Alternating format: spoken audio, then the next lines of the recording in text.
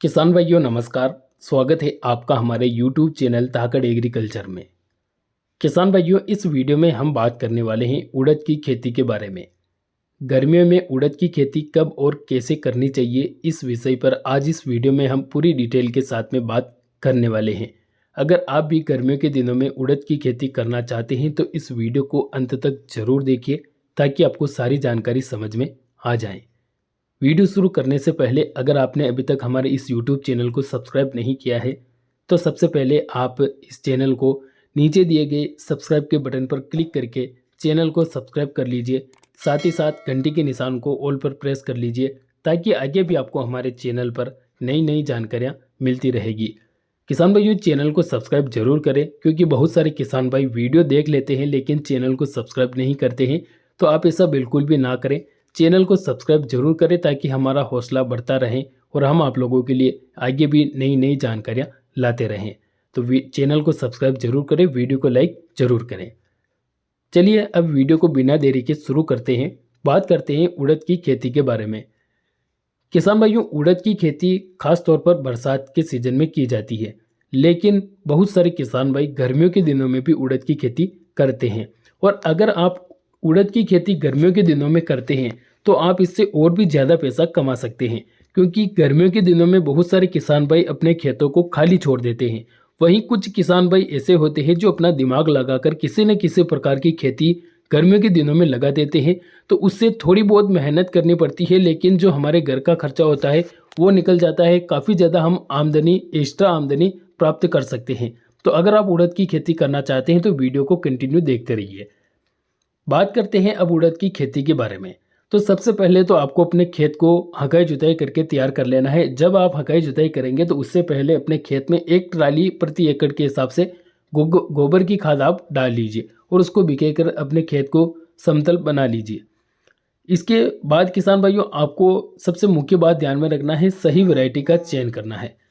Variety की बात करें तो आप LBG 752, बसंत बहार, PDU 1, इंदिरा उर्द प्रथम, प्रताप उर्द, शेखर 2, PU 31, ये कुछ ऐसी वैरायटी हैं जिनमें से किसी बढ़िया वैरायटी का चयन कर सकते हैं या फिर किसी अन्य वैरायटी का भी आप चयन कर सकते हैं। एक तरफ से सही सीधे सीधे शब्दों में कहा जाए तो आप हाइब्रिड वैरायटी का चयन करें।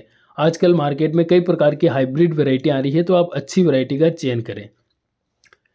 इसके अलावा बात करें बीज दर की, तो किसान भाइयों आपको लगभग 10 से 12 किलोग्राम प्रति एकड़ के हिसाब से बीज दर रखना है। गर्मियों के दिनों में थोड़ी बहुत बीज की मात्रा अगर ज़्यादा भी होती है तो कोई समस्या वाली बात नहीं है, क्योंकि गर्मियों के दिनों में कुछ बीज ऐसे होते हैं जो सही से जर्मिनेट नहीं हो पाते हैं। तो अगर आप थोड़ी बहुत बीज की मात्रा ज़्यादा भी रख देते हैं तो उससे कोई समस्या वाली बात नहीं है। इसके बाद में आपको बीज को उपचार जरूर करना है, जैसे कि कार्बेंडाजिम मैनकोजेब पाउडर में बीज उपचार आप जरूर कर लें, जिससे कि शुरुआती स्टेज में बीज को कोई कीड़ा ज़मीन के अंदर नुकसान ना पहुंचा सके। इसके अलावा बात करें अगर बेसल डोज की, तो आपको लगभग 50 किलोग्राम सिंगल सुपर फास्फेट और 50 किलोग्राम DAP यानी कि 1 कट्टा DAP आप अपने खेत में डाल दीजिए। इन खादों को आप बुआई के बाद में भी डाल सकते हैं या फिर बुआई के पहले भी डाल सकते हैं। किसान भाइयों, ये खाद डालकर आप अपने खेत में बुआई कीजिए। अब बात करते हैं बुआई कैसे करनी है। तो बुआई आप सीड ड्रिल मशीन के माध्यम से ही कराएं, उससे काफ़ी अच्छा रहेगा। तो आप सीड ड्रिल मशीन के माध्यम से अपने बीज की बुआई करवा लीजिए। बीज की बुआई जैसे ही कंप्लीट होती है उसके बाद में आप अपने खेत में पानी लगा दीजिए। किसान भाइयों, बात करें अगर सिंचाई की, तो सिंचाई आप अपने खेत के ऊपर डिपेंड रखें, क्योंकि कुछ खेत ऐसे होते हैं जिनमें कम पानी की आवश्यकता होती है, कुछ खेत ऐसे होते हैं जिनमें ज़्यादा पानी लगाना पड़ता है। तो अगर एक तरफ से देखा जाए तो लगभग 4 से 5 पानी फसल में पूरी जीवन काल में इसमें लगाना पड़ते हैं। तो आप अपने खेत के हिसाब से इसमें पानी लगाते रहिए।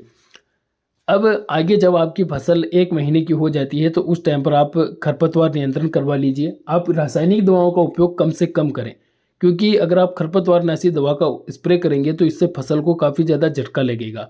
एक तो ऊपर से गर्मी होती है और अगर वहीं हम खरपतवारनाशी दवा का स्प्रे करते हैं तो उससे डबल गर्मी होती है, तो फसल को काफ़ी बड़ा झटका लगता है। तो आप निदाई गुड़ाई करवाइए। इसके बाद में आपको लगभग 1 महीने की जब फसल हो जाती है तो उस टाइम पर एक बार खाद डाल देना चाहिए।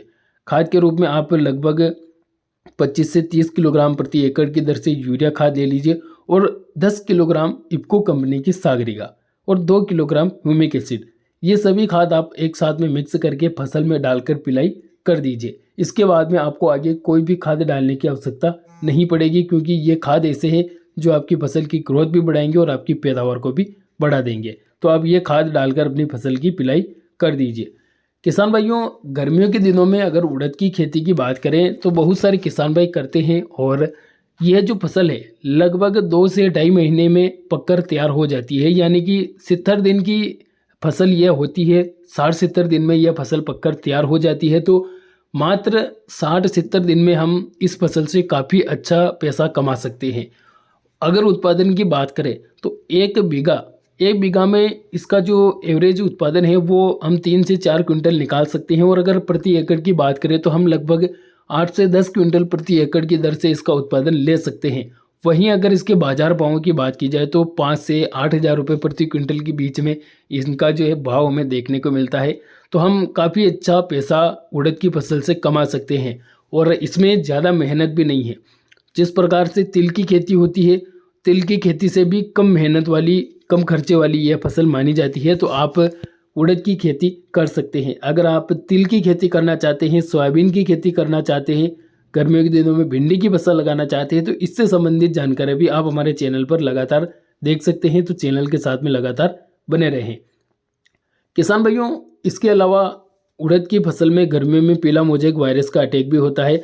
तो इसके लिए आप समय समय पर कीटनाशक दवाओं का स्प्रे करते रहिए।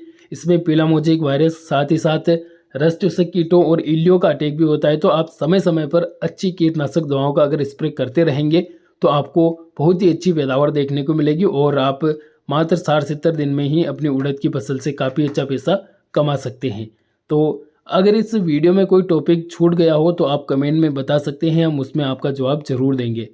वीडियो में बस इतनी ही जानकारी थी। उम्मीद करूँगा आपको वीडियो अच्छा लगा होगा।